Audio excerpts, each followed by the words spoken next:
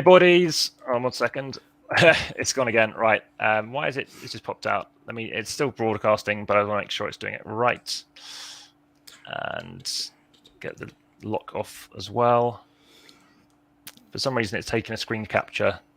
Unfortunately, they've updated their software, which was why I was a minute late because some of their shortcuts. Of course. Let's have a look at this. Okay, let's just make sure this goes away. Auto hide the taskbar. Right. Okay. Let's just see if I can get this to fully go. Oh, I know. So word counts to do with your coming soon stuff. That's there. It's recording. Okay, yeah, looks good. It's recording the screen. Excellent. So that's just an extra backup. Cool. So what I'll do is start again. Great. It might be recording anyway, but 3, 2, 1. 1 second. It's recording. It stopped recording. Right. It's something to the shortcuts. But this didn't happen in the last one. Exactly. Keep that music going. No. Right. Right. No worries, man. I'm just gonna hit start and just edit afterwards. Notes. Cool. Well, this time I'm not gonna press any hotkeys. Oh, I gotta do this. So, 3, 2, 1. Hey, buddies. Welcome to AmassGames. My name is Simon, and here I am with a guy who has literally changed the industry, in my view, at least to a degree, because when I think about, well, I'm going to bring a board game along, and when someone says Stronghold Games, I'll show you one example. I won't show you the most famous example. Stronghold Games, down here, little finished game down here, Freedom and Freeze. Yes, we can talk about obviously bringing over some publishers over to a wider audiences, over to, in fact, well, here we go. I've linked both. I've met Freedom and Freeze, met him in Germany, and now I'm meeting the podfather of gaming, because Terraforming Mars has changed the industry. And I believe Stephen has got something to say about that. I have a bit of familiarity with some of his work and views and brilliant knowledge and insight about this on some of his other, I guess, interviews. And I've been very kind. He's got 3 this week, so I know I've had him stacked. But I do have some questions. It's great to meet him. And I just want to catch up. I know it's going to be his dinner time soon. He's going to tell me a bit more about that as well. But firstly, Stephen, how are you? Thank you, Simon, so much for having me on the show. Yeah, you picked up on a few things. I do do a lot of these, and this is one of 3, the first of 3 that I'm doing this week. But I do love to do these things, and it's my way of just, trying to give back to the community, trying to stay in touch with the community, and in any way that I can share knowledge with gamers out there, with content creators, I'm happy to be able to do that. As long as it doesn't interfere with my meal or my wine time, which is going to happen in about, like an hour from now. Okay, and what wine are you having? Because I have a distinction in wine tasting. I should have brought that on my lapel. Well, do you? So you have like a certification of some type? Yes, yeah, distinction. Yeah. I don't know that one, like that certification, or but I don't know which one I'm having tonight. I go into my my wine cellar, my wine refrigerator, okay, or wine cellar, as the case may be, you might call it. Depending on, we're having a meatballs with bulgogi sauce tonight. We're gonna be making it. We order like the ingredients. Like it's from I think it's called HelloFresh. It's a service. Yeah, we have HelloFresh. Yeah. It's really amazing. They send you these things, and then you get to cook them. We got a nice kitchen that we just remodeled, so excellent. We're gonna do that. And I mean, usually my general go-to are California Cabernet Sauvignons, but for tonight, I might be going a little bit like with an Italian Brunello or something like that. It's okay. Lots of tannins. Like the north of Italy there. Yeah, I like to mix it up.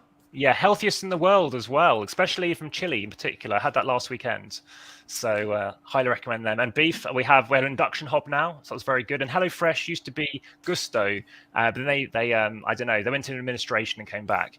Okay. But I know that's when I say what you're up to these days. I'm aware you've been at Dice Tower West, so I had a few questions about that. What were you playing there, may I ask? Oh, my goodness. I played a lot of stuff there. They just I just was going from table to table. I'm going to continue talking up Foundations of Rome. Have you seen this game from my friends at Arcane Wonders. My gosh, Oh, took me right. a second I to get do that know out. Arcane Wonders. I'm vaguely familiar, but the first thing I can think about is Foundation of Teotihuacan, which is the latest, I think, Stronghold game. I don't know how associated you are with your Podfather strings, literally. No, no, I have no say anymore over there, of course. But as far as Dice Tower West is concerned, Foundations of Rome is this massive production game, produced game, where you're building Rome, but you've got all these 3D buildings that you're actually putting Oh onto a wow. common board that's labeled like A1 to A1 on one corner to A10, and then down to the J's to J10. So you got this, whatever that comes out to, 10 by 10 Yeah. board that everybody is going to be placing buildings on. You buy the lot in like not an auction, like, they're out on another common board where it's like $2 if you want to pick the first one. It's 3 coins if you want the next one. It's 4 coins, etc. So if you really want one that's high up there, you got to spend a lot to get it. And then later on another turn, you can put down buildings. You got to create an economy. So you have a commerce buildings, you have population buildings. So you have this kind of race on the population track where jumping way out is not necessarily a good thing. It's a very interesting way of scoring points on the population track. And then lots of big points are scored with these civic buildings that only score at each era. There's 3 eras in the game, and they score versus the adjacencies that they're with, like versus the number of buildings they're next to, or versus the number of population they're next to, or commerce, etc., etc., etc. So it's a phenomenal game. It's simple as all get go, but the production, when that thing hits the table with your friends, it's going to be amazing. And I think you can even get non-gamers to play it, because when they see this thing, it's going to be, wow, I want to play this. So simple to play, but with levels of complexity that really, come out as you play it again and again. So that's Foundations of Rome. It's going to be fulfilling on Kickstarter within the next month or so. Okay. And it's not going into distribution, so got to go over to Arcane Wonders website to actually go purchase a copy. I think that's the only way to get it, at least for now. Okay, I like to do mashups, so it sounds like it could well be something like Adventureland meets Acquire, meets Solkin maybe, meets some kind of other game like that with all those kind of multifaceted parts to it. Yeah, it definitely has Acquire. Definitely has Acquire in there where you got to buy the different lots on the grid. Yeah. After that, it's simply about managing a commerce portion of the game, a population portion, and how you can get these synergies by building within buildings, so to speak. So really, really interesting. How was the duration at various player counts? It's a 1-hour game. Yeah, it'll probably be a little bit longer. You shouldn't AP this kind of game because the turns literally should be taking you a second. Was the other one I was going to suggest. Cool. So was that the last game you played out of interest? Or what have you played more recently? That would be one of the last games, because I haven't gamed since I got back. It's only been a couple of days since I gotten back. I played a bunch of Letters of Whitechapel. Now I'm going a little older school. This where they came out in 2012, 20. All I can think about is Scotland Yard from 1983. But do you play as a 2, or what do you prefer to play as a 2? 2-player or do you prefer Letters from Whitechapel as a 2, or what's No. I always to me every game is better with more players, because I'm a huge social gamer and I want to sit around a table with lots of people. So I played Letters of Whitechapel with 5, and then a couple of times with 4. Worked out fantastically in all cases. And I had never played this. I love hidden movement games. I'm a big fan of Fury of Dracula. But that's like a 3-hour extravaganza. And if someone messes up a place, if they forget they went to Munich, it's curtains after 3 hours. It can really be painful. Whitechapel's streamlined. It's sort of like, for those who don't know it, it's Scotland Yard on steroids, right? It's got that same idea where you got to find the criminal. In this case, you got to find Jack the Ripper. Ladies, yeah. And there's places where he might have killed someone. Then you find out where the murderer is. Obviously, he's there at the moment, and then he's got to get back to his hideout. It plays so easily, so streamlined. I loved it. Played it 3 times in the last 2 weeks, and I've I won once only, but every time I play it, I've had a great time. So that was a biggie. Nice. Then I played a lot of little, smaller games. I played Scout. I don't know if have you even heard of No, or I don't played know Scout that yet? Scout is a new one out of Japan. In fact, it's either not available yet in other markets, or it's just about to be if it's not out yet. But it's a ladder climbing game. Again, simple, plays 3 to 5 and plays completely differently when you're playing with a three-handed versus playing with a full 5 player count. I highly recommend it if you're a card player, if you're a trick taker, or in this case, I love it. Actually, Wizards, ladder climbing, stuff like that. Yeah. I'm a big fan of those games, so that really speaks to me too. Check out Scout, and it's simply a deck of special cards that takes and you play 3 hands or 5 hands depending on the number of players, and you're done in the whole game is done in 20 minutes. Fantastic game. Probably brilliant for a game website like Board Game Arena, I imagine, because it's just easy to quickly implement. That would be an easy one for them to do. I don't know what their priorities are these days. It might be mostly Asmodee games these days, but yeah, absolutely would be very playable on that kind of site. Yeah. Okay. Well, I definitely have some ideas on publishing games in the future, but I'll come back to that. So in terms of one thing you're known for partially is where Tom Vassell or yourself may be wrong, and I deliberately have not been watching many of those videos at all, just to keep this fresh. So I'm not talking about you or him, but what do you think is the most overrated? And then after that, I'll ask you, what's the most underrated game, do you think, in your opinion? Oh, just in general terms, most overrated, most underrated game? And whilst you're thinking, the audience, just to let you know, I don't like to script these questions at once, and it doesn't feel right. I wanted to make sure everything's fresh. Give you time, a proper time. Whilst you're thinking, like I say, if you like the video, check in the description later on, because there is going to be an offer I can't refuse you, and that is around, obviously, following various things that Stephen does do. Aside from that, obviously, if you like, please share. Please hit the like button, notification bell, and subscribe. Obviously, bringing you more stuff as well, more things but do a table talk, and of course other things in the playlist. So, any thoughts on overrated or underrated? I'll go first. Underrated. To me, thematic games are everything. I want games where the theme really shines through in the game. And I just had a conversation about this game today. And while you can say this is a broken game, and some will not play it, I love this game so much, and that's Betrayal at House on the Hill. Okay. When I'm playing that game, it's creepy. It plays out differently every time. And sure, yes, some of the haunts, they call them haunts, as you're laying out the tiles and you're searching rooms and you're trying to work as a party, and all of a sudden there's a trigger in the game, and one of you becomes a traitor, a bad guy, right? And then you go to another room and you have to read the haunt and what your objective is, and then everybody else reads what the everybody else's objective, the good guy's objective. I find it to be just a great experience. Some work out better than others, and that's fine. But in all cases, I still have great memories every time I play that game. I'll always look to play that game. It's just, to me, fun as all get go, and I'll go that one as one of the most underrated games. It's interesting you talked about theme, actually, I was going to say, because my most thematic game is also a horror-related one. That's Dead of Winter, which also is kind of cooperative as well. So it's interesting how I think theme and maybe horror, it just seems to be the thing. Anyway, I'll get back to you about overrated. Maybe there's a theme there too. Yeah, an overrated game. What do I... something just clicked. Came out recently. I mean, within the last year or so. Meadow. That was what it's called. You know the game Meadow? I think, did not like that game. There was nothing.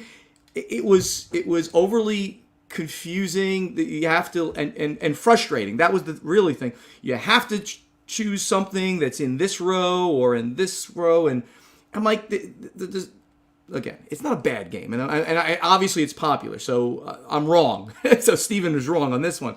But to me, design should remove frustration, and in that game, it just seemed about frustration. I can't choose here. I want to choose here. I can't. Overrated. I would prefer not to play it. If forced to, I would, because it's not a bad game. It just doesn't speak to me.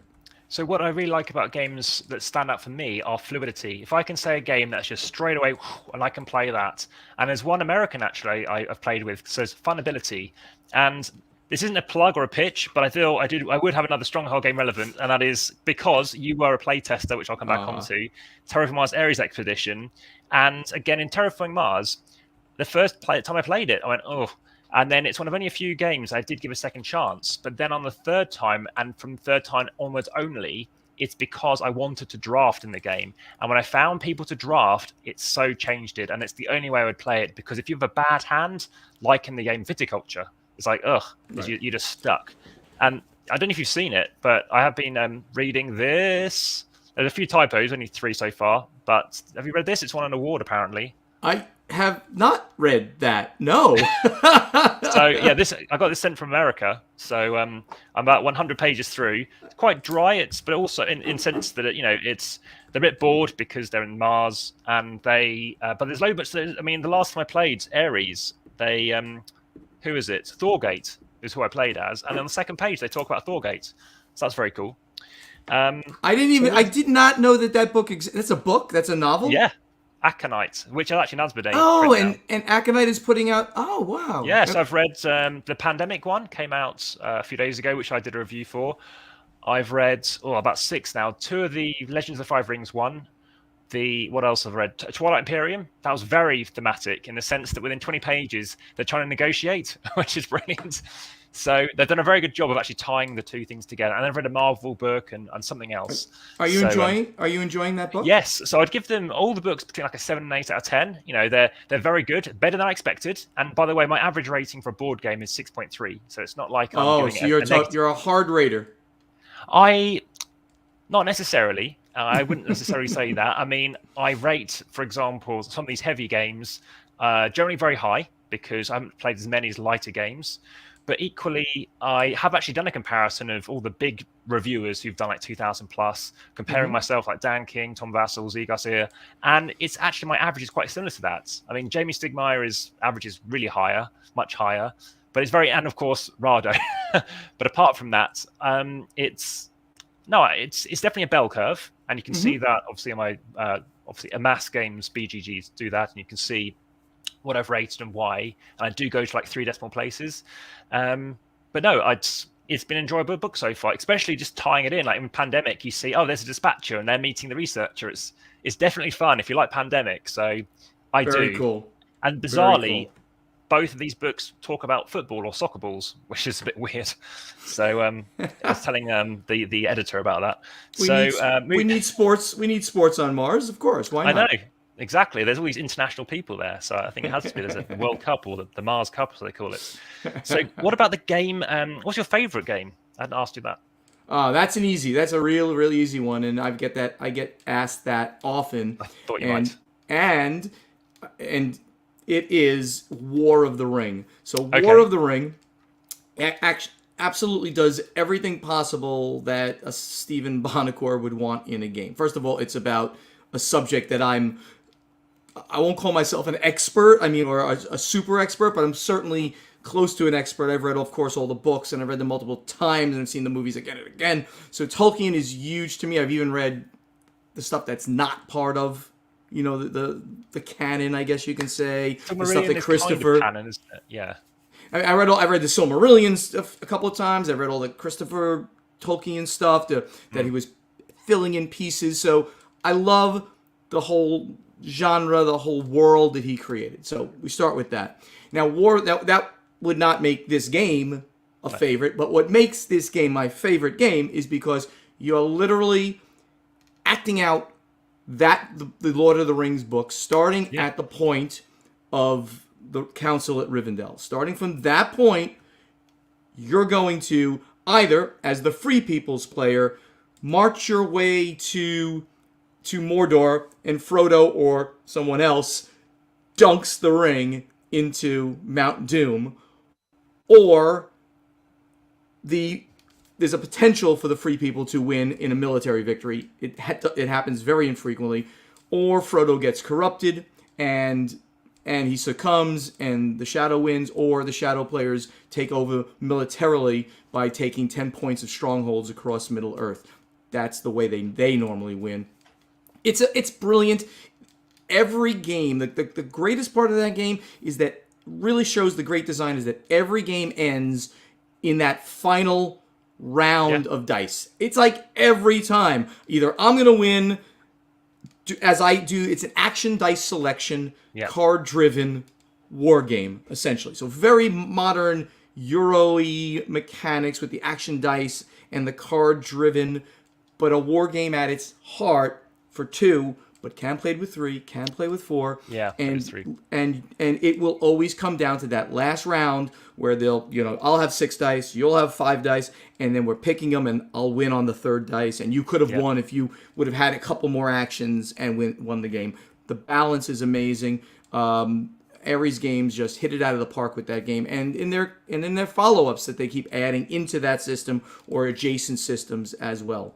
Tangentially, a buddy of mine is coming from New Jersey. I live in Florida, if you're unaware. One of my old gaming buddies, he's coming down here for next week, and he and I are going to play the crap out of that, as well as where I've never played the Battle of the Five Armies, right? Which is the shows the end of the Hobbit, right? That the big battle with all the armies at the end of the Hobbit. So we're going to play that. We're also going to play Hunt for the Ring.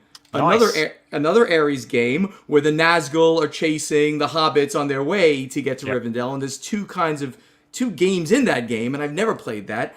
Both of those games, the outcome of those games can affect, if you'd like, the starting condition in War of the Ring. So we're obviously going to do that whole thing. It's going to be massively fun.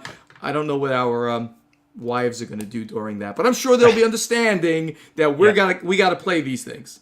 Exactly, yes. And I'm guessing obviously 2nd edition, and you did mention Stronghold. I would have mentioned otherwise because maybe there's a tie-in. I mean, obviously, I was going to ask you separately to that actually.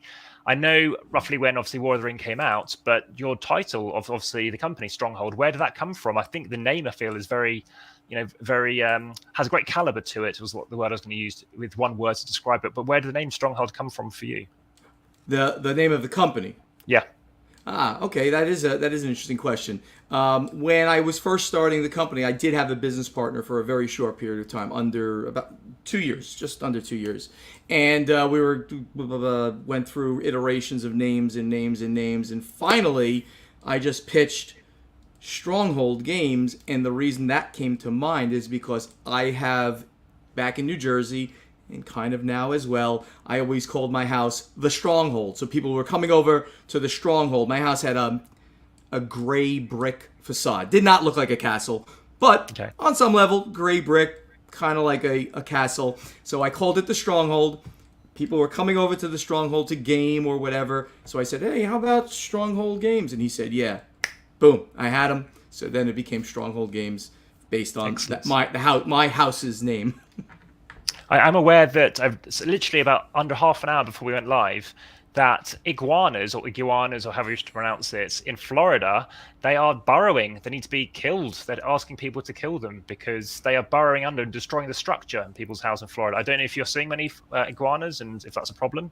Well, I've never heard that you're allowed to kill iguanas in Florida. I mean, you're not allowed to. Well, I have not heard that burrowing or anything. Yeah. But there are plenty of iguanas here and alligators, but I don't see alligators. I've never seen an alligator except in kind of a wild area. Iguanas in my neighborhood, we don't see them very often. Plenty of lizards and things like that. But in like where my brother lives, only a couple miles away, he's got iguanas in his backyard all the time. And friends who live closer to the Everglades, they've got lots of iguanas over there. What happens during the winter occasionally in Florida, normally it stays warm. I know what you're going to say now. Yeah. Normally it stays very warm. That average daytime temperature down here in South Florida is like 75 degrees. I mean, like all year round. Gets a little warmer in the summer, gets a little cooler, but it's always warm. However, this year and the first year I got here, the temperatures like at night went really low. As in, like, and I apologize, I can't convert that to Celsius. I was going to say, for those people around the world, it's. I used to 30 years ago, I would have spoken to you in Imperial, but I guess we got on the bandwagon and joined everyone else. So apologies if we did invent it. I can't remember if we did. But yes, it's around 25 Celsius or something like that. Right. So, yeah. So it did get down on a couple of nights here to under 40, 40 degrees Fahrenheit, which is like 4 degrees Celsius. Yes. So I was going to speak about freezing and So a little above freezing. It got down. And iguanas, which are cold-blooded creatures and not native to Florida, they're invasive species. They start falling out of trees because they hang out in trees. They try to stay warm. Their blood kind of almost stops, and they just fall. So you have raining iguanas. They don't die, but they go into like a comatose state until they warm up again. So we are literally told, leave the iguanas alone. You see them falling. You see them on the ground. Don't try to wake them up. Leave them there. They'll wake up as soon as the sun comes out, and then they leave. They're very calm. They eat plants. They don't do anything bad. They don't do anything bad. Well, I like them. I think they're kind of cute, but they're lovely. They get big. They can poop a lot. That's about the only thing. We try to get them off of our pavers and things like that. Yeah, I used to breed geckos actually about 20 years ago, funnily enough. But the reason I mentioned iguanas is because I knew about your story because it did make the BBC headlines over here. So hence, they were, in other news, I think is how they referred to that as. So in terms of obviously all the games you've been involved with, what game would you say you're most proud of? I mean, it's got to be Terraforming Mars. I mean, I think that's an easy one to pick. I mean, it's sort of a legacy for the company. The story behind Terraforming Mars is very interesting. Obviously, it's a licensed game, right? So it came out of Sweden, and it's still managed from a production and all of that standpoint by Fricks Games, the brothers and sister Frixelius. There's actually 16 children in this family. Yes. 16. 5 brothers and a sister are part of the company. So Jacob and the brothers created the game. They pitched it to me via a mutual acquaintance in Germany, Frank Jaeger, who is the export manager over at Ludofact Germany. We were very close because we were printing games with them. Frank came to me and said, "Hey, Stephen, I know you do a lot of space games. So why don't you want to look at this game from this small company? They're definitely going to need help on maybe making the game better and just how to market and stuff like that." I said, well, of course. So we got the game, and they're just nice people. Took the game back, and I said, well, this game has got a lot of potential, but let's work on this a little bit more. I think we could really do a much better. It's a good game. Why don't we try to get it to a great game? So they wanted to release it like within 8 months of when we first saw the game at the next Essen. We made them wait. We asked them politely because we were helping them do the development. Wait another year almost to do this. They did. We came out with a great game. I had one of the people that was working with me on game development and playtesting to really go deep dive and work closely with them. So the game, we had some copies at Origins that year, a really small number. We had more of them at Gen Con, and then the big splash was at Essen of that year where the game took over everything. And thankfully, it made the company ripe for someone who wants to acquire it, right? Or to merge, as it was with Indie Boards and Cards, first off. And then for Stephen Buonocore, too, say, okay, I can take a step back. You guys got this. You don't need me. I'm a big expense. I'll go hang out, drink some wine, and things like that. So cool. I remember, literally that copies doubled and doubled and doubled in terms of each print run. But I have also played on the channel, you can see this, my Brawling Barons video, which is also by them, by different brothers actually. Just on a separate note, during Terraforming Mars, it wasn't a scripted question I had, but there was obviously Will Bricker is one of the artists, and he's quite a prolific artist. How did he get involved? Yeah. Bill Bricker is my oldest employee at Stronghold Games and is still with the company. Yeah. He's still at Indie Game Studios, the merged Stronghold and Indie Boards and Cards. Bill is a great friend. We've developed this amazing relationship over the years. At my second Origins, I think, I met Bill. It was one of those, he walked in to Origins, and I'm always at the booth. I was always at the booth. I like the FaceTime with the fans, with the gamers. I would even demo games occasionally. I normally would have people, but I would demo and I would take interviews and I would sell. Bill walked up and said, "Hey, I'm a graphic designer. I'm an artist and graphic designer. I love to work." And you get 100 of these things. I'm like, "I need somebody who can work fast." He goes, "I'm the fastest." "I need somebody who will work cheap." He goes, "I'm the cheapest." "I love you. Let's do it." So I took his information, and then we got together, and that was like in 2012, something like that. I mean, he's been around with us for a long time, and he's worked on any game where we needed internal art. He did every game where we needed graphic design. He did. So literally, when we get, we even bring a licensed game in. So it's going to be printed, by Lauta Pellet out in Europe, and we were going to be doing it, for North America. We would get the files and we would put our information on the boxes, and he would take care of that. If we needed artwork, of course, Bill would be doing at least some, if not all, of the artwork for the game. So awesome gentleman. I still consider him a very close friend, and every convention we get together, hang out, and have a drink. Cool. Now, I knew this might be a similar question, but would there be a game that you can say you wish you had made, or wish you had signed up or got onto Stronghold Games, shall we say? Anything that you think, we missed out on that one, or something like that?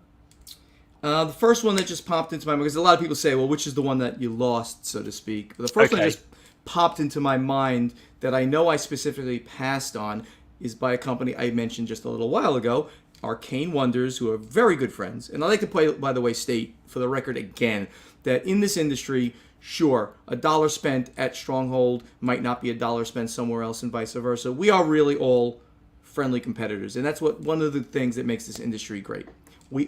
And how do you know that? Well, because after hours at these conventions, we all hang around, sit together, and have a beer and just play games together. So we really are friends with each other. That's what it is. It's just there. We're friends with the gamers. We're friends with each other. I want to get a game that I really want, but it went to you. Oh, well, I'll get the next one. So the Arcane Wonders picked up a game called, which is pretty hot right now, Picture Perfect. And I did play that over at Dice Tower West. It's another one of the games I played. I've been playing it a bunch of times recently. Picture Perfect is a deduction game where you're trying to take, you're a photographer, and you're trying to take the perfect picture at an event, at a gathering of people. And you literally stand up for a table, little pieces of like cake and wine and candles that go on the table, and you get 14 people standees. And one of the people is a tree, one of the people is a dog, and one is a child. And so you have all of these standees, and via deduction, you have to figure out where to place them on your little map, the thing that you're hiding from everybody else. But the clues are there, and in the end, nobody creates the exact same scene, which is amazing because you're seeing all of the information. But there's multiple ways of scoring these things. So someone might say, I don't want to stand next to this person. So their little card would say they don't want to stand next to this person. They want to stand next to a man. They don't want to stand on the right. They want to stand on the right side of the table, or against the table, or in the back row, or in the front row, or this. So they have all of these parameters for each one of the people. And so there's so many ways of potentially creating that. And then you have a doubling effect that you can add into somebody that you really know that you did it right for, and things like that. Really, really creative way of doing a deduction game with a slight bit of memory involved as well. Why didn't I do that game? Good question, as you asked. The reason is because the production cost on that game I knew was going to be very high, and the licensing fee was high as well. We don't in the end ask about, I don't ask my good friend Robert over at Arcane Wonders, well, what are you paying for the game? And it's not my business. But they were able to work it out on a cost basis, and obviously still make money, and they have sold a lot of this game from, because I do ask them that occasionally. So how many of you sold? So they've sold it well, and they continue to sell it well, and they've had 5-6 player expansion just come out, and more expansions coming out, so the game is doing very well. So check that one out if you want. Cool. I didn't look in detail. I do remember you mentioned this in a prior video that you mentioned about that. So I'm looking forward to it. Hopefully hitting the UK market as well. Yeah, and one of the cool things about it is that it really lends itself to social media, because at the end of the game, you literally have to take your smartphone and you Yeah. bring it down low, and you're taking this picture of the standees and the table and the background, and you have to make sure you can't see outside this background. You can't see the physical table you're playing on. It's just got to be that scene. You take that picture, and then you can prove, like, some might say, I don't want anybody to see the face of this person. So you have to make sure that somebody's standing in front of that person that hides them and things like that. So, and then you might post it, as I always do, on social media, so that it really just says, look at that, I played this game, and look at my picture I took. And it's a really clever way of getting people to talk about the game on social media as well. Kudos to Arcane Wonders and Picture Perfect. Fantastic game. So this sounds interesting, because you might well have just answered my next question, which is, what would you like to see more in board games? And you may well say things which make people take photos of it. I don't know, but I didn't want to fill you with words there. Things I want to see more in board games. Or in general in the industry. Who knows? I mean, what do I like? I'll answer from that, and then I'll extend it. I mean, the things I like are any time when we can interact. The one type of game I don't kind of go toward are the heavy Euros, where it's mostly everything is really hanging out up here in your head, right? It's a you're going to solve a puzzle, and I'm going to try to solve it better than you, right? Yeah. And there's very little. I'm sure maybe I took that token before you took the token as your interaction. So I'm not into solving a puzzle and not. I want to interact with you. I want to interact. So party games in general are one of my. Before my buddy's coming down with his wife, we're going to be playing a lot of games, and I guarantee some of those are going to be party style or social style games. So I want games with lots of interaction. I want to see more party games. One of the best games, again, I played at Dice Tower West. You're making me think of all the little things. So Clover. Have you played So Clover? I know a lot about it. I haven't played it yet, but again, I may well be playing at the UK Games Expo, if not sooner. I know people have got copies, so yes, I have read a lot about it. It still seems like, from what it is, I mean, obviously it's like Just One makes code names and stuff like that. But that's kind of a good way of doing it. You certainly have certain physical similarities between the two, where you're writing the little notes on the different pieces of this clover, and you're trying to figure out, by talking to each other, you're trying to figure out, well, what was I driving at? So great social, great party game. I want to see more great party games out there. Just One is phenomenal, and Codenames, is the ultimate. My favorite thing to tell people who are not into games, or who would like to figure out where they could be in games, I always say, take all of those Monopolies that Grandma bought you, take them, throw them in the garbage, and take a copy of Codenames and put it there. And you're going to play the crap out of Codenames with kids, with adolescents, with adults, with everybody. Everybody can play Codenames with you, and you'll have so much more fun in such a much shorter period of time than playing a game of, Monopoly, or you can add in almost all the mass market games. They're just not good games.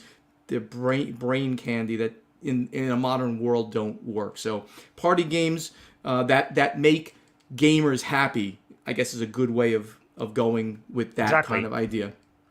So in terms of things like Monopoly, I have got a video which I've had made a while, but I've kept on with all my daily videos. I keep pushing it back. But basically, it's a very brief history of board games, and a little bit that involves with is the fact that between the two world wars, we had Monopoly, and from Monopoly, it had a lot of copies there. There was not much else out there. And when you have it, when you're after the Second World War, well, what do you have? Well, you buy the one game, and you're still staying at home because there's nothing else to do. So you're playing that one game. It passes down in generations. They tell you about that game, and you buy it again. I have been to Hasbro's headquarters. I said, why don't you just have a deck of, the chance cards, community chess cards? When they run out, obviously the game ends. You have a time pile effect. So obviously you know when to switch, that kind of stuff. And a few other things. But back when I was a child, at Scouts, funny enough, coming full circle to that, I was given, it was like a pub quiz, but obviously with Scouts.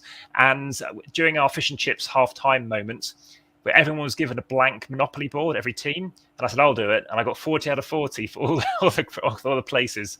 But in terms of Codenames, well, the Codenames won the Spiel des Jahres, and Spiel des Jahres is fantastic in the sense that one of their criteria is interactivity. So there's that, and fun is another one. So I highly like those. Obviously, I've predicted about 7 in a row. I predicted, the follow-up, obviously King Domino and Quacks of Quedlinburg.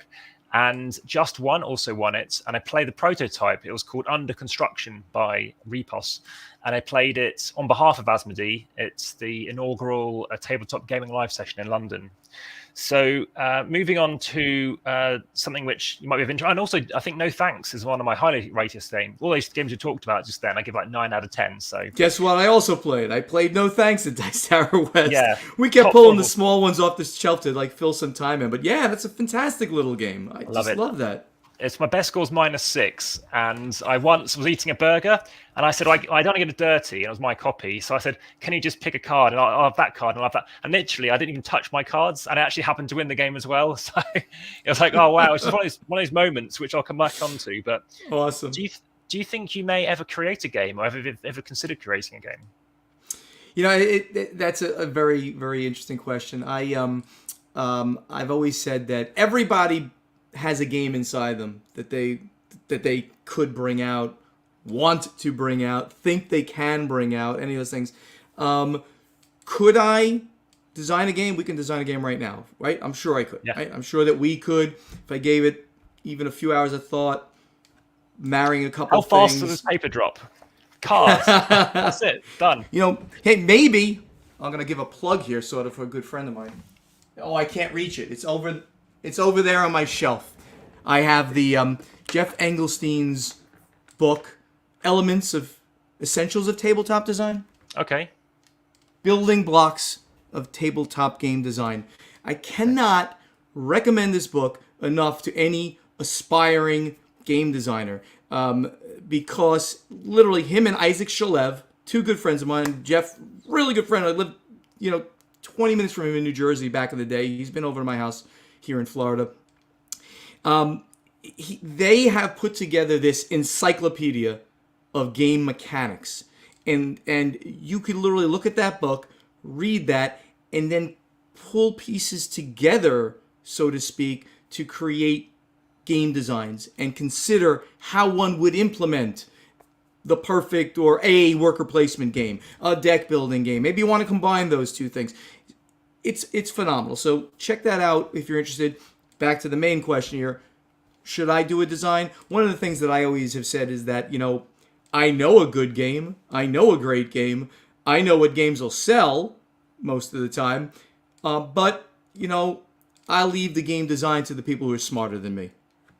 I'm not going to be designing a game anytime soon. Unless I get really bored and Tom Vassell says, let's design a game together, because that would be really, really silly. Him and me on the box.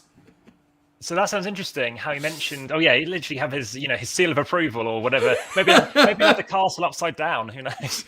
So, he would say seal of approval, but then he'd stamp my name like denied or something like that. Have the dice tab on the side or something. So you mentioned obviously you think you know what sells, or you think you know what sells. Curious to delve into that more about how have you noticed that's going to work, or that magic, that click, or what hasn't, if that makes sense. Yeah, I always, when I was trying to get new games in, I always tried to say, listen, you want something that excels in one or more of the categories that I like to say: mechanics, thematics, or funtastics. I made up that word. It's my word, trademark Stephen Buonocore. So clever. You want it to try to excel, and then after excelling, you need something unique in a game to really want to do that game. Because right now, unless you're creating something brand new mechanic, never been done, right? Dominion set a standard, right? That was deck building, which even you might not even say that was new, because you had kind of magic, right? You had deck building before you played a game of a CCG. But and Scopa, 1600s game from Italy, is kind of similar as well. Right. Yeah, you had that. So unless you're creating something like that, it's really hard to make something unique. But you can combine things in unique ways, and that kind of what works, I think, these days. That you're combining things in ways that people haven't quite thought about, and then maybe they're adding this really cool theme, and maybe it's just so much fun, right? So I just mentioned all those little pieces together. Will it necessarily sell? There's lots of factors, because since there's 2,000 games that come out on one day every year, one day, Essen, 2,000 new games come out. You're never going to hear of 1,900 of them a week later. You're not going to hear about 1,950 of them 3 months later. And with any luck, 40, 30 of them will stay around for a little while until just a few shake out and become, those are really good games. You never know if something is end up going to sell, but you got to try to think outside the box, the proverbial game box, to really make something that's going to stand out. I think the Spiel des Jahres, obviously, the awards committee have a lot to say about probably at least 10 of them, which obviously, and the Deutsche Spielpreis and stuff like that, which really help to maximize and alleviate and promote that awareness, I would say, of those ones. And in terms of moving on to, I guess, playtesting Ares, how did that come about? I mean, obviously, you're at an arm's length, be like, yeah, I want to get involved, or do they just say, yeah, do you want to playtest? And I was wondering what else you have playtested. And was that a game that you thought, yes, this works? Now we're talking about Terraforming Mars Ares Expedition, right? So here's my entire involvement in that game. I playtested the game. I don't know. I'm trying to remember if it was 6 to 10 months before I retired. I retired in August of 2020, right in the midst of COVID. And Nick Little and Sydney Engelstein came to me and said, we're working on this. We play tested. I said, you got all the concepts of Terraforming Mars in here, but it needs some work. It's just, the card play isn't really working for me. But you got something pretty cool here. Just keep going. And I think this could be a phenomenal add-on to the Terraforming Mars line. Buonocore retires. They get a final game design that gets play tested a lot. They work with Fricks to say this is going to work. And then the rest is kind of history as a second great game in the Terraforming Mars line. So I had very, that 1-2 play tests and times that I actually was involved with looking at that game is all that I did. The team at Stronghold / Indie Boards and Cards is phenomenal. Yep. I'd like to think that I left the company in a great way to just continue. They're just smart people. Sydney kind of took over my role even. A young woman who was a designer in her own right. That's, by the way, that's Jeff Engelstein's daughter. I was going to ask. Okay. Yes. So she was a designer in her own right, and when we brought out Space Cadets, with the original Space Cadets, it was designed by Jeff Engelstein, Brian Engelstein, his son, and Sydney Engelstein. They were pretty darn young when that came out, but they were integrally involved. Space Cadets Dice Duel, they were integrally involved in those games. And we continued to do games with them, several games with them, the whole family.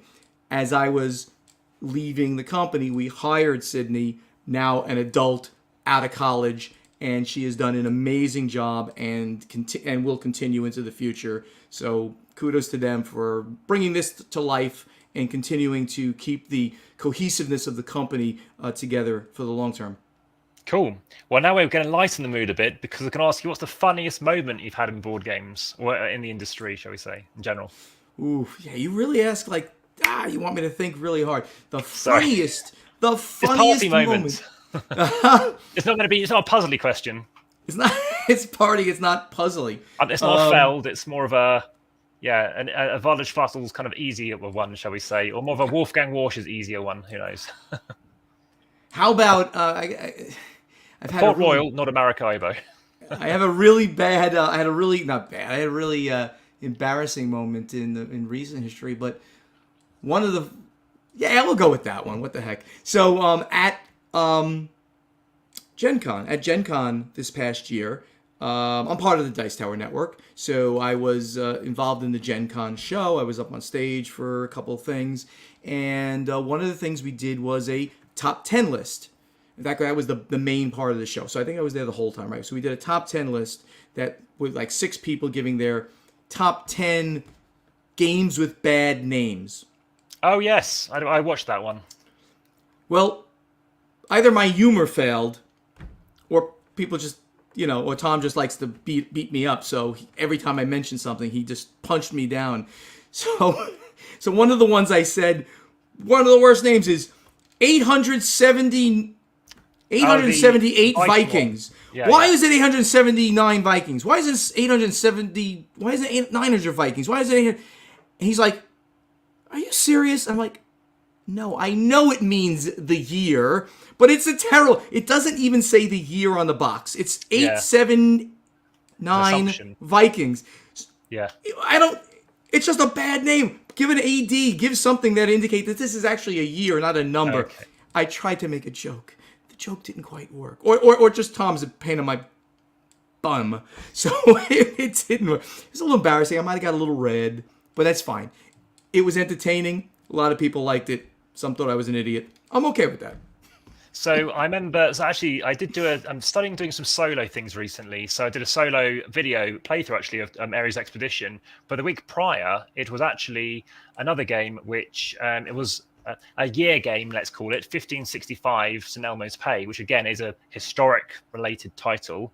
But in terms of, I was actually going to mention this earlier, I think Crown of Amara, it's quite an odd title. It didn't grab me. And another Pegasus Spieler game, when all I saw was a name, and this was before it even came out in Germany, was Micro Macro. And I was like, okay, what is that? It didn't grab me as a title. Strangely, Right. I mean, when you see the box, it's like wow, and it's pretty much my game of the month. I mean, I've had both of them. I mean, so those games in things like Cartographers, I had them so far in advance that by the time everyone else is playing them, I'm like, oh yeah, I've played them now. I've played them enough, and all the rest. Old news. It's bizarre. It's very weird. It's kind of like, oh yeah, do you want to play that? Well, we could, but can we play something different now? But this, now we're going to flip it around. Literally, that smiley face to say most I guess most stressful moment. Have you had anything like, I don't know, pallets not arrive for a convention or whatever it might be? Yeah, I mean, I'll just go with that one. I mean, 1 year at Essen, we had all of our new games could not get to the fair in time for the opening, and it's actually happened twice where sometimes they've arrived literally the morning of the opening of the show, and some of them arrived the day after. So you have to like hang up a sign, whatever new Free game. collection tomorrow. Yes, is coming tomorrow, so stay tuned. And then you're still like waiting to make sure. Ludofact Germany is so stressed out, and I mean that like literally, like the people / their systems and their production line is so stressed that they're producing games up until during the show and still bringing games in from Jettingham. I can't pronounce the name of the German city where they're actually located, as they have to truck them for 2 or 3 hours into Essen and try to get them there the morning of the show, and because you can't like wheel pallets in the middle of a 200,000 person show, right there. So that's definitely one of them. I've had other ones that are a little harder to talk about. And I never like to say I don't talk about anything, but I'll mention it. And there was a not very publicized case, but it got a little bit of notoriety. I just didn't talk a lot publicly about a problem with Great Western Trail, where we own the rights to Great Western Trail, and then Eggert Spiele sold the company over to 2F Spiele. Not 2F Spiele, sorry, to F2Z, not F2Z even. Was it Sophie Gravel's company? I'll just say that. Oh yeah. I think it was the Next Move one or the new one, the next the Plan B game. Sorry about that. Slightly sold it over to Plan B Games, and then they refused to honor the contracts. Well, you can't do that legally. You cannot legally. You buy a company, you buy its assets, you buy its liabilities, you buy the company, including the contracts. And they said, sorry, you can no longer print the game, whereas my contract was valid for another year or so. Oh, really? Well, that started up a legal case, which didn't get to court, settled out of court, and all I'm allowed to say is we are very pleased with the outcome. You can fill in any blank you'd like there. So I know normally 3 years is what I'm aware with other companies. They have like a 3-year contract. Here you go. You sell as much as you can to prove that obviously you can do a great job. But every company's different. You can nod and agree. I don't know if you're familiar with normally 3 years and stuff, but I do not know that. That's not a U.S. thing, maybe, or something. But okay. we had a contract that lasted through quite a bit longer, and they would not allow us to print the game. So okay, well, okay, the courts took care of that. Okay, so we're on the home straight now. I've got only the last kind of 6 or so questions, and those are something a manufacturer is keen to actually ask me to ask anybody, to be honest. And you're the first I'm going to be plugging or asking, not plugging any manufacturer, but just asking these particular questions. But before I do that, I had one or two others, which was, what do you think designers shouldn't do?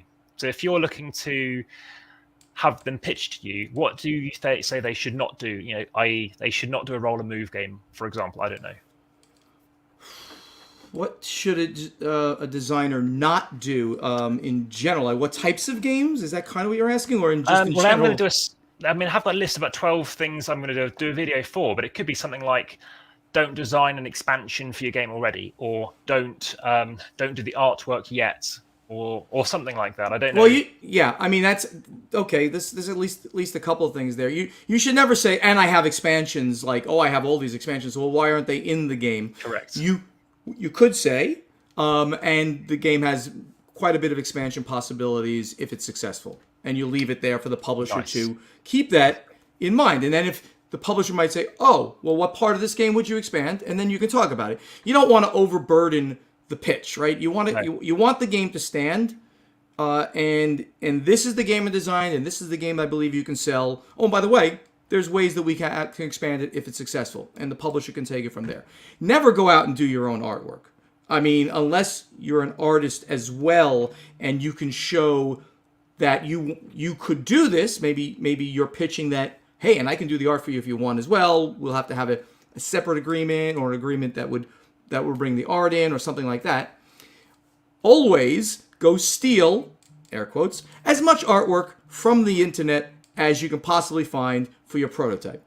That's allowed. You're not selling it to me yet. You're showing it to me. You're showing a vision. If you put some Star Wars art on there, or some Lord of the Rings art, if it's a fantasy game, it's okay. Because you're showing what you believe the game could look like. The publisher is responsible for going out and sourcing the artwork, going and producing the artwork from artists and things like that, or licensing existing art, as the case may be. Never spend money on artwork. Never spend money on, don't go crazy and try to have the game, actually printed before you're pitching it. Well, that doesn't make sense. You can go to GameCraft or one of those places to get a prettier prototype. And then in adding that in, you kind of want to have a pretty prototype, because it shows that you have a vision and you took the care to do that. I actually have people have come to me with a piece of paper that was crayoned in, and I was like, what is this? I mean, these days you could easily find or get enough skill in Photoshop or something to simply create something that just looks a little bit nicer. So be proud of what you're doing and create something that's a little bit better than just pencils and crayons when you do a presentation. Okay. That's sort of part of it. But your presentation is going to have an impact on the publisher and what we believe your vision is. Make it good. Okay. So in terms of getting publishers interested in your game, did that answer the same question, would you say? Or was there anything that you think they should do? So now we're on to a separate question, and not necessarily the inverse, but what do you think should get? What would you get them interested in you? Yeah. What do they have to get publishers to be interested in you as a designer? In the modern, in the modern and during and post-COVID world, having a digital implementation of your game, and I don't mean like a real slick one you can play, like getting your game onto like a tabletop simulator where you can show how this game might look, and okay, then here I'm going to have cards, and the cards will, if you can do that, and that there's a little skill that you have to either do or have somebody do for you, but presenting the game over the internet so that we don't have to sit in the same room, which we couldn't do for over a year anyway, is really going to give you a leg up. Then you don't necessarily have to be at all the conventions with the publishers, right? Then you need to know your market, right? So should you pitch a children's game to Stronghold Indie? Probably not. That's not a market that we're in. Got a children's game? Who do you pitch it to? Maybe Haba be the first company that comes to mind, right? Things like that. Know the market. Very important. Know the publishers that have done games like this that might be interested in your game, and then figure out a way to get to them. And digital implementations, digital simulations of your game are going to make it a lot easier for the publisher to interact with you. And just to throw in, if you can't do it on a tabletop simulator because it's too hard, too much time, you don't know how to use those tools, get a good system in your house that you can have a camera showing it here, have a camera showing it there, and then you can work with the publisher or at least have a little boom that you can show them different angles of your game while you're talking to them and things like that. Be prepared, be ready to pitch to them in a modern, non-in-person way. A lot of people don't even go into the office these days in a non-in-person way because that's the way the world has evolved, and certainly publishers can see more games. If they're not stressed out at a convention, they can see more games from their offices versus they can in person. Yeah, I have done some demos for Pegasus Spieler, actually, for Port Royal, the board game. And using a camera and doing it that way. And I know that for Tabletopia, some people didn't like the rule books for some games they wanted to implement. So these are just developers just practicing their art. And they said, oh, yeah, by the way, I've used your video to show me how to do it. That was for Rats to Riches, amongst other things. Very cool. How do you choose your components during game design? What would you say, have any views on that? About, I mean, of course, Terraforming Mars, you may have had an input, the types of components that were used. Did you have any of that flavor? Like, oh, yeah, we want to go with recess boards, or we want to go with whatever. Do you get involved with that at all? Well, I certainly have had to do that on multiple occasions. Selecting the type of component for a given game. There's the trade-off when you do those things of like, how much do you want to produce the game, which means how much is the cost going to go up of the game versus how simple you want to make the game. I don't think you need to make a card game that happens to have cards and a few chits all of a sudden have miniatures in it, right? I mean, there's this trade-off of that, like, why produce a game so strongly when it's a simple game? But when you have a bigger game going with bigger components, your price point can go way up. You want to show that. Then, of course, you have, if you're going with a crowdfunding platform, right? Kickstarter, GameFound, putting more production into the game is going to be a bigger selling point. And since you're getting more money up front, you can go with bigger pieces of bigger production items. Terraforming Mars is railed upon in a lot of ways because it didn't have in the box dual-layer player boards. Well, very few people, when that game came out, had done dual-layer. Nobody had, except for like Scythe did it. A couple of those games started doing that, and they were Kickstarter games, so they were able to do that. All of a sudden, that became almost a standard. We never went and re-implemented that because, well, that was the game. This is the way it was. If you want those, you can pay a little bit more money in the secondary market, which we made them, and we had them there on Board Game Geek to buy or conventions to buy if you wanted to do layers later on. So it's all a matter of where you're going to market it and how big the game is to how much production you want to put into it. I don't think every game needs to be an $80 MSRP game. Yeah, supply and demand. Right? Why can't we still make games? Some of us still make games that are $20 or even less. Or then you want, or of course on the higher end you make the bigger game. So you want to balance your catalog a lot.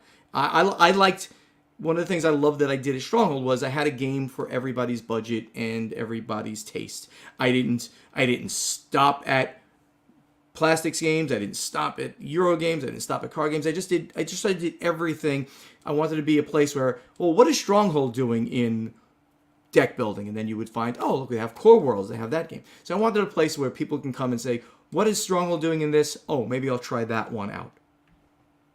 Cool. Well, Core Worlds is also on the channel as well. And it's interesting because I was thinking about that dual layer boards. And if games like Ticket to Ride, you might want to do your counter at the end in case they get knocked. But that whole idea of the track around the edge, the Kramer track, obviously designed by Wolfgang Kramer, of course, that's the kind of thing where you need perhaps a dual layer board, but of course you would never be able to get that on a board, a board game. So I found that's quite of interest. Yep. And in terms of, obviously, if someone wants to create a game, Kickstarter is a way. With that, you obviously will need to get your own artist. I don't know if you have any views on, let's say, independent artists, of course, different to in-house artists, which yourself, Big Potato, and people like that do. I say we, obviously, the royal we. And so your views on Kickstarter and whether or not they should consider it. For example, Kickstarter, if you're not certain, if you think that you've got a certain view, and someone like Sagrada, it was Floodgate had the idea of actually inserting, obviously, the stained glass inside. But I just wondered your views on Kickstarter against self-publishing or going with a publisher. No, so what you're asking is if you're a designer, just getting onto Kickstarter and putting your game up there versus bringing it to a publisher. I always like to think of it. Well, what do you want? What do you want out of life? Where do you want to be in 5 years? It's a great interview question. It literally is. Are you looking to put your name on a box? Turn over design, and then move on to your next design and move on to your next design. Then you're a designer, right?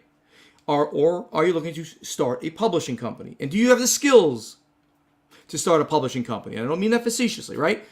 Not everybody is necessarily good at business, right? There are plenty of designers out there that have never published their own games because it's a whole nother skill set. It's a whole nother set of headaches to deal with. And then while you're dealing with those headaches, you can't be designing games, right? There's only so many hours in a day. You got to sleep, You got to eat.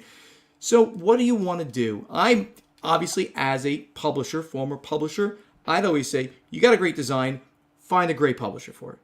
That's what I would suggest. So, and then if you really have this design that, this game that could really do with some great production, like maybe you really want miniatures in the game, well, then go with a company that's got good experience on Kickstarter or GameFound and suggest and feel them out. Will you put it up there because I think it could do better there, and maybe do better for you as a designer, and maybe do better for the publisher, and if they got experience, they'll do that. I think that's the calculus that has to go on in your head. I don't think there's a perfect answer there, but it's more like, where do you want to spend your time? Do you want to create a company and run a company, or do you want to design games? And I think that's the spectrum of what you want to do. Cool. By the way, we are definitely live. I've got some viewers. I can see that. I can't see the comments boxes, just to let you know. So we have been getting a few different eyeballs on this. But in terms of GameFound, obviously they're a different kind of entity. Obviously they're Awakened Realms related, so very miniatures to a degree. But I don't know. In my view, you'd probably go with Kickstarter. You'd try a publisher. If no one interested in you, then maybe do Kickstarter. But if you wish, I would say once you're big enough on Kickstarter and you want to stay that way, then GameFound, would you transition? Would you probably say that's the way as opposed to just jump on GameFound instead? Because it's a smaller community. It's about a seventh of the size approximately. The cost about the same. But I don't know how much you know about them. You're saying how would I go? How do I believe Kickstarter is versus GameFound? Yeah, would you prefer going with GameFound? Yeah. Right. So it's very interesting. I mean, I think GameFound has done has made unbelievable strides in this world. In fact, Ignacy predicted we do an annual. I'll plug a little bit here. I'm on Board Games Insider. That's my podcast. We both have it as an audio podcast, and we put it up on the Podfather of Gaming YouTube channel, so you can see us live talking. If you do that, or in recording talking, and we have an annual predictions episode, and there Ignacy said that GameFound in 2022 will be as much as 15% of what Kickstarter is in gaming. And now, I actually disagree that it wouldn't quite make it, but now I think he's going to win that prediction. GameFound has done amazing things. They continue to impress me on the way that they're modifying the platform. They're so much better of a platform than Kickstarter is. Yeah. They're changing things in a material way to make it better for the content creators, for the publishers that are putting things up there. I think in the end, they're going to get a bigger and bigger and bigger slice. I would almost say at this point, go right to GameFound. because you're going to have less headaches putting it, and you'll maybe stand out from the proverbial crowd, right? Because there's a crowd on Kickstarter of all of these game projects. More respect, perhaps, these days. Or do what? I'm sorry?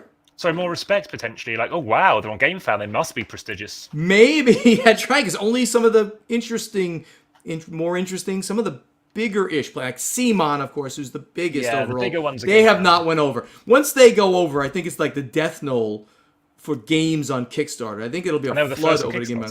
And they were like the first. So I would say at this point, give GameFound a shot. I mean, good guys doing the right work. Probably, and I have not done this research, better pricing. It's very, very similar. It's like literally you're talking about 0.1% in it, and it kind of works out of that. You do lose out if your project doesn't fund, you get penalized with GameFound. That's about it. Okay. But in terms of one actually publisher, like a first-time publisher, they said to me, how about I go live on both platforms? Now, obviously, you're going to have to meet your minimum thresholds. Do you think that's an idea? Do you think the Venn diagram is pretty crossed over there? It's the first time for everything. I assume that you could. And what if you fund on one and don't fund on the other? I mean, I don't know how that would work. Do you say you put the same exact on both? So if you fund on one, you don't fund on the other, you go with it. If you fund on both, you go with it. Fund on neither, you don't go with it.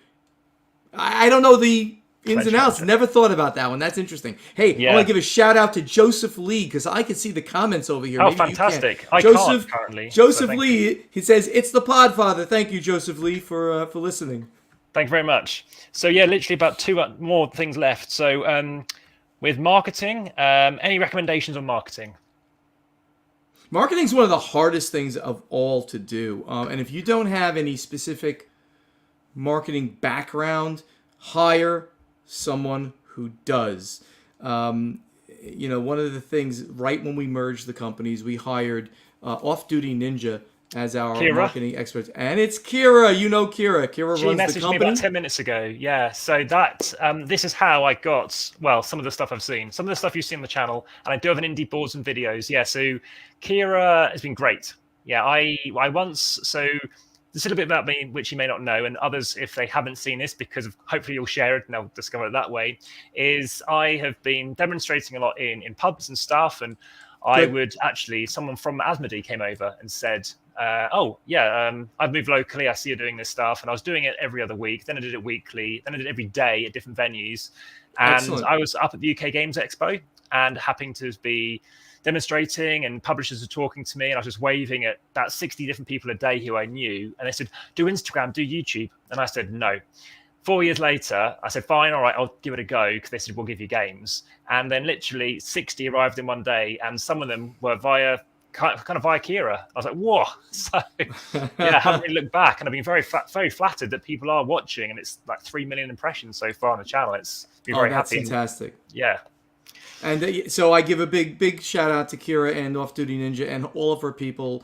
I highly recommend using her company or another to do some of that work for you, because marketing is a skill in and of itself. I think that my marketing at Stronghold early on was me, right? My personality, me being on every possible podcast and every possible live stream and everything. That was sort of the only way that I could do it. And I think I was relatively successful. That's why I didn't create this moniker, by the way. I did not create the Podfather. Wow. The other podcasters started calling me the Podfather, which was a colliding of the Godfather, my Italian-American heritage, and podcast. So they called me the Podfather for being on all of their shows. And then in retirement, I used the name the Podfather of gaming going forward. So yes, marketing good, marketing the company, marketing your face. Yep. You can't do enough marketing. Very important thing to try to do early on, especially. The big difference between marketing and advertising, because I have worked in marketing, is advertising, it's making you aware of a product, but marketing, well, actually, to some degree, is a bit like Optrex, whereby they're making you sell something you don't even need. But that's different with board games, because, of course, there is a need. So on to the final one of these ones, and this is two kind of quick wrap-up questions, is how do you price a game? How do you, obviously, you've had to do this from a business perspective. Do you think, in dollars, $60. We think that's the price point. From the UK, maybe £40 as a standard modern mid-price kind of winning game. What's your view on price? Well, you have to make money. Businesses can't be viable unless they make money, and the board game industry is no different in the way that it has a tiered distribution model, which in some ways is quite flawed. But this is the model that most people end up using, especially in the United States, where a publisher sells to a distributor sells to a retailer to a customer.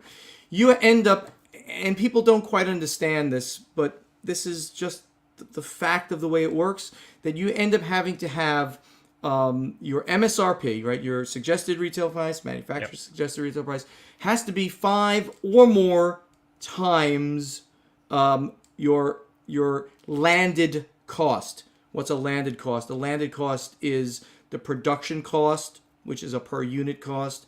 It's an allocated cost of all of the artwork that went into it, and as well as and any other money that went into the game, as well as the transportation cost, which, as we know, has skyrocketed in recent history. So when you get that all together, you have what's called a landed cost, and you've got to calculate and or predict on some level what that's going to be, because you don't know until the final thing what the transportation cost is. You get that number, and then your MSRP has got to be 5 or more times that number. That's the simple calculus. And in licensing, if licensing is involved in this thing too, that's got to get put in. So that might sound like, oh my God, you mean you spend $5 on a game and you charge $25 or $30? Yes, because the $30 that you have to pay for that game, we have to sell it for $15 to a distributor. Actually, sorry, we have to sell it for $12 to a distributor, who sells it for $15 to a retailer, who then has to sell it to you at $30. They have to make a big chunk of money, the biggest chunk of the money, because once they get it, it sits in inventory there, and they've got to keep the lights on, they got to pay their family to eat, and their employees and all that. The retailer actually gets the biggest portion of that MSRP. It's the way it has to work. And that's the calculus, and that's the math. The more you can sell games up front, via crowdfunding or via pre-orders on a website, the easier it is to get your distribution, to not get hurt in the distribution model, which is where you're going to do your bulk of your sales. Things are changing with Kickstarter, and things are changing with more direct sales, but overall that model stands the test of time, so to speak. It's been around, and that's the way it's going to work a lot moving forward, and the way it has always worked. Cool. So my last two questions. One is, there's a game called Stronghold, which is obviously a game made by Stronghold Games. Is that because whoever came up with it, I don't know much, I haven't played it, but I don't know some people have it. I hope to get around to it. It's always the way. But did they say, guess what, I've got a game, and it's going to be easy to market, or what happened there? That's a great story around that game. That game is designed by my good buddy, Ignacy Chevicek. Portal Games.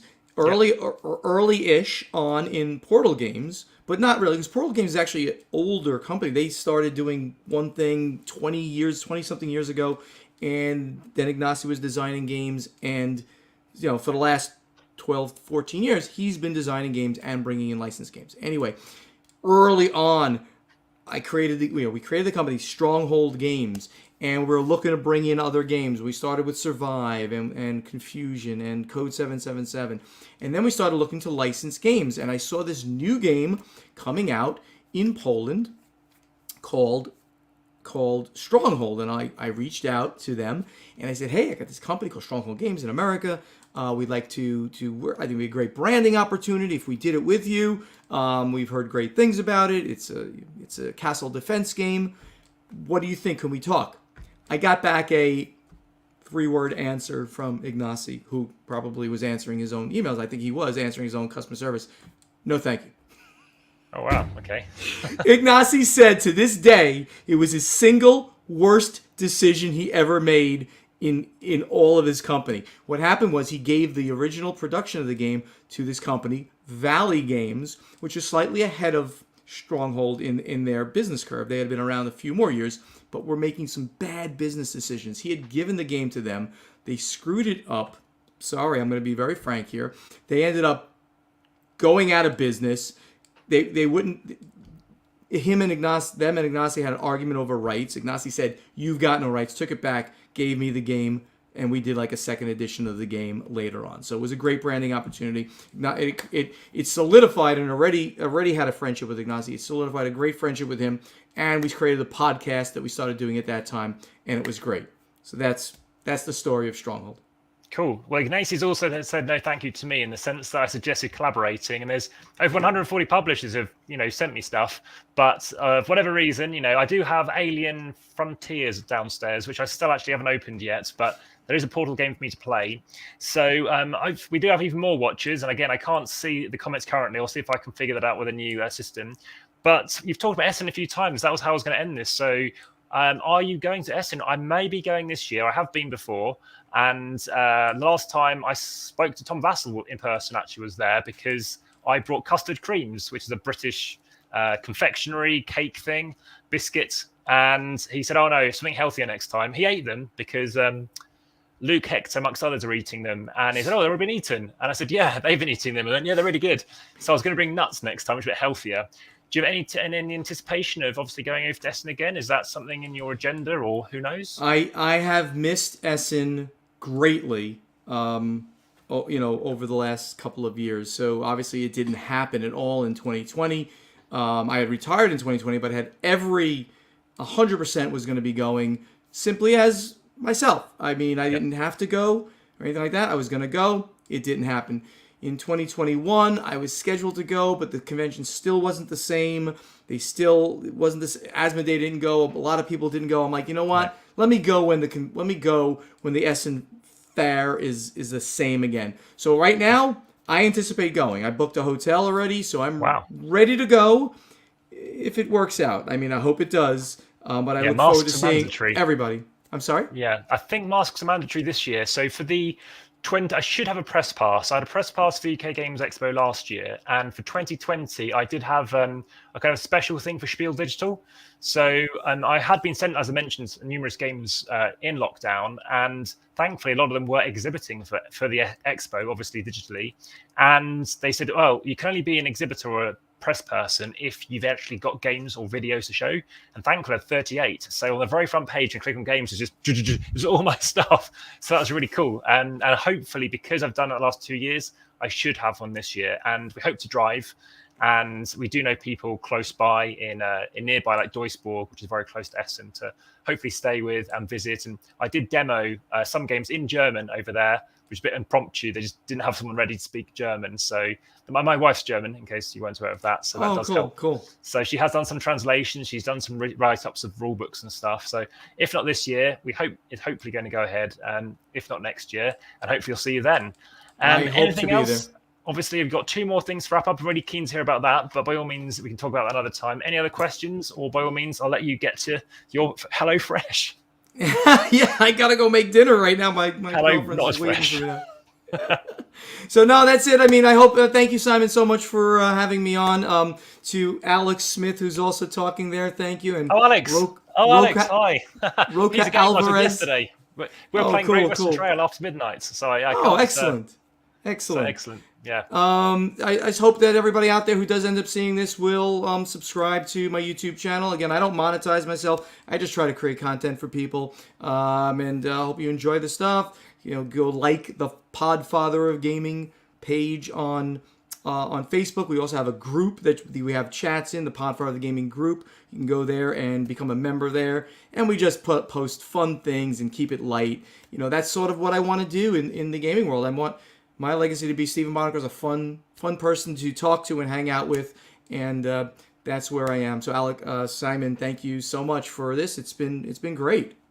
I'm glad you're enjoying it just as much as myself now. Knowing what other people, more fans, have got even more viewers. Okay, well, I have to go and digest that afterwards, I guess. But I'll leave you to it. I'll quickly have a wrap up with you once I've stopped the recording, and we'll speak to you again very soon. So thanks very much. There'll be another video daily whenever this goes out. There'll be another one straight away within 24 hours or so. But this might well go in the Indie Game Studio playlist. I don't know if Stephen's okay with that. Might stick it there. More people can check it there. And thank you very much, Stephen, and speak to you again soon. Bye-bye. Bye-bye. Right, I think that stopped. So yeah, Cool. hopefully that was all right. Oh, here we go. Yes, we're seeing some comments here. There you go. They have Yeah, the like I can private see all the chat comments you now. can do. Yeah. So basically, initially when I did the video, my very first one, which I did the stream with, I didn't do it full screen. But now, as you'll see in the thing, I did it as I can now see which are the comments. But what I felt was when you do it that way, with nobody in the very first person commenting anything, there's just a blank third of the screen. But now I've got it's not loads of stuff, but there's some Sure. good stuff. I thought there was a way for you to show us, but then you could just show and see, maybe even in another.